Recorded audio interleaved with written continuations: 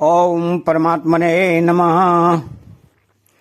सर्गाणामाद्यन्तस्य मध्यम चैवाहम् अर्जुन अध्यात्म विद्या विद्यानां वाद्य प्रवदतामहम्। अर्थात सर्गाणामाद्यन्तस्य मध्यम चैवाहम्, जितने सर्ग और महासर्ग होते हैं अर्थात जितने प्राणियों की उत्पत्ति होती है उनके आदि में भी मैं रहता हूं, उनके मध्य में भी मैं रहता हूं और उनके अंत में भी मैं रहता हूं। तात्पर्य यह है कि सब कुछ वास्तव ही है, अतः मात्र संसार को प्राणियों को देखते ही भगवान की याद आनी चाहिए। अध्यात्म विद्या विद्यानाम, जिस विद्या से मनुष्य का कल्याण हो जाता है वह अध्यात्म विद्या कहलाती है। दूसरी सांसारिक कितनी ही विद्याएं पढ़ लेने पर भी पढ़ना बाकी ही रहता है, परंतु इस अध्यात्म विद्या के प्राप्त होने पर पढ़ना अर्थात जानना बाकी नहीं रहता। इसलिए भगवान ने इसको अपनी विभूति बताया है।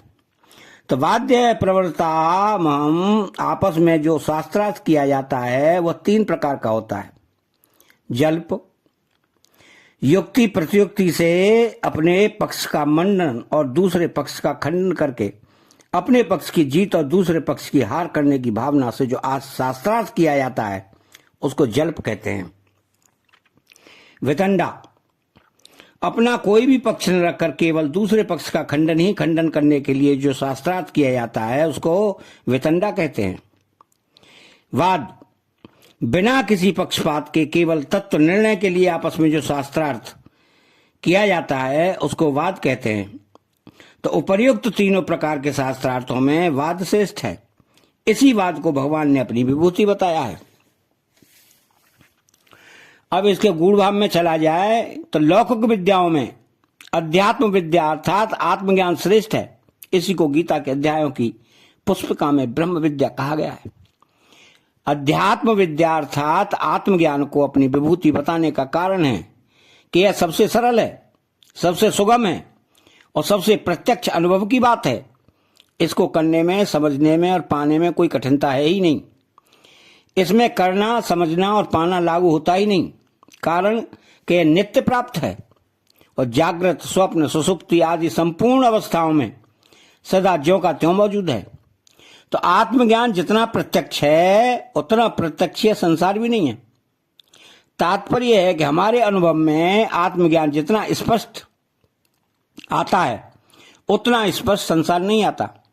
इस बात को इस प्रकार समझना चाहिए कि हम अपने बालकपन को देखें और वर्तमान अवस्था को देखें तो शरीर वही नहीं रहा, आदत वही नहीं रही, भाषा वही नहीं रही, व्यवहार वही नहीं रहा, स्थान वही नहीं रहा, समय वही नहीं रहा, साथी वही नहीं रहे, क्रियाएं वही नहीं रही, विचार वही नहीं रहे, सब कुछ बदल गया।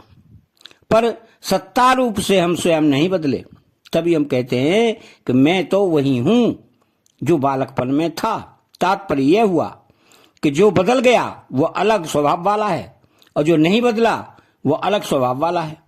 तो जो नहीं बदला वो हमारा असली स्वरूप अर्थात शरीर ही है और जो बदल गया वो शरीर है। यह आत्मज्ञान है।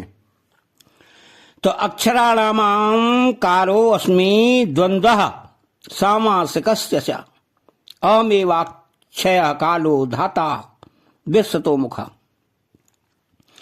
अर्थात अक्षराणाम कारो अस्मि, वर्णमाला में सर्वप्रथम अकार आता है। स्वर और व्यंजन दोनों में अकार मुख्य है। अकार के बिना व्यंजनों का उच्चारण नहीं होता, इसलिए अकार को भगवान ने अपनी विभूति बताया है। तो द्वंद्व सामासिकस्य च, जिससे 2 या 2 से अधिक शब्दों को मिलाकर एक शब्द बनता है उसको समास कहते हैं।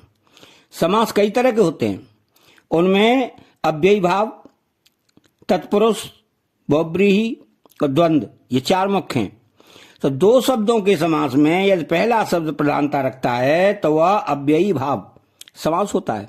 यदि आगे का शब्द प्रधानता रखता है तो वह तत्पुरुष समास होता है। यदि दोनों शब्द अन्य के वाचक होते हैं तो बहुब्रीहि समास होता है। यदि दोनों शब्द प्रधानता रखते हैं तो द्वंद्व समास होता है। द्वंद्व समास में दोनों शब्दों का अर्थ मुख्य होने से भगवान ने इसको अपनी विभूति बताया है। तो अहमेवाक्षयः कालः, तो जिस काल का कभी क्षय नहीं होता, अर्थात जो कालातीत है और अनादि अनंत रूप है, वह काल भगवान ही है। सर्ग और प्रलय की गणना तो सूर्य से होती है, पर महाप्रलय में जब सूर्य भी लीन हो जाता है तब समय की गणना परमात्मा से ही होती है। इसलिए परमात्मा अक्षय काल है। काल है कलया ताम हम, पदों में आए काल में और यहां आए अक्षय काल में क्या अंतर है? वहां का जो काल है वह एक क्षण भी स्थिर नहीं रहता, बदलता रहता है। वह काल ज्योतिष शास्त्र का आधार है और उसी से संसार मात्र के समय की गणना होती है। परंतु यहां का जो अक्षय काल है वो परमात्मा स्वरूप होने से कभी बदलता नहीं।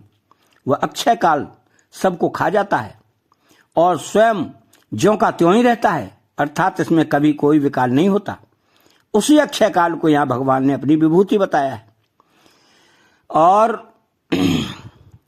भगवान ने कालो अस्मि पद से अक्षय काल को अपना स्वरूप बताया है।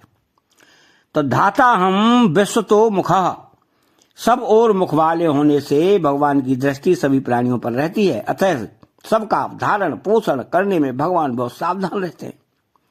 किस प्राणी को कौन सी वस्तु कब मिलनी चाहिए इसका भगवान खूब ख्याल रखते हैं और समय पर उस वस्तु को पहुंचा देते हैं। इसलिए भगवान ने अपना विभूति रूप से वर्णन किया है।